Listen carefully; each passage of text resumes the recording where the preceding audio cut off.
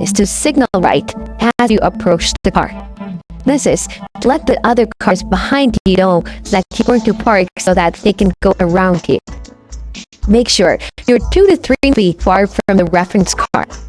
Being too close can lead to a disqualification on the test. Next, make sure that the taillight of the reference car is aligned in the corner of the big window in your car. If you do not have the 2 back windows, then make sure it is in 1/4 of the window from the back. Now, put it in reverse and turn the wheel 360 degrees, that is, 1 full circle to the right, and look all around.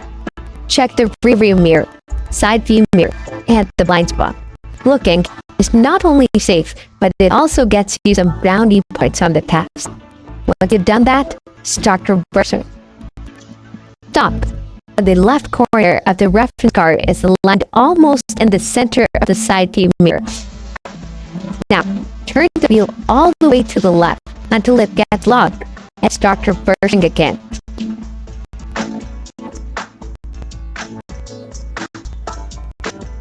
Stop when the car is straight.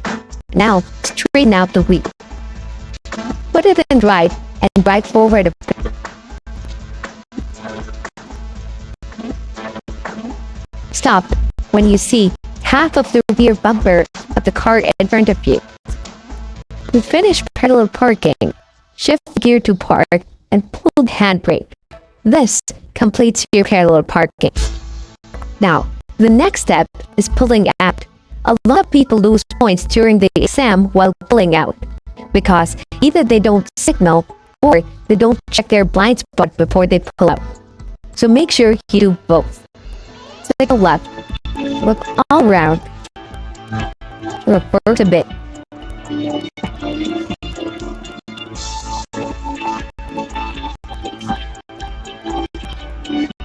Look again, and go.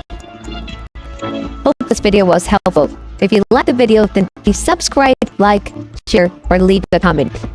Thank you for watching, and I'll see you with another parallel parking according to Ontario Drive Test Standards. Preparation. Upon receiving the instruction, perform MSB, mirror signal blind spot on the right.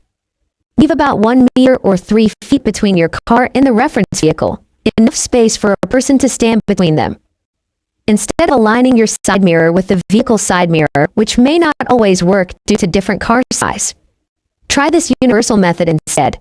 Use the triangle window of your rear passenger door and the corner of the car as a reference point.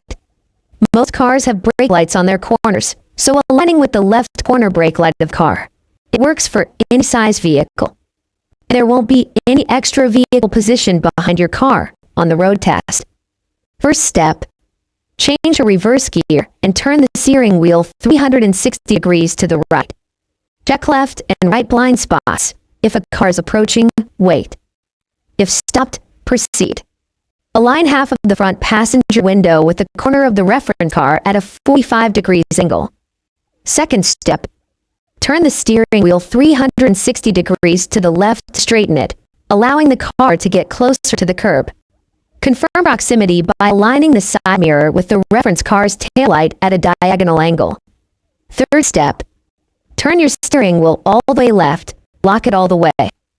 Then, slowly move backward, keeping an eye on the rear windshield and the right side mirror until your car is straight or aligned with the curb. Once straight, straighten your steering wheel and keep moving back until you can see the rear wheel of the reference vehicle.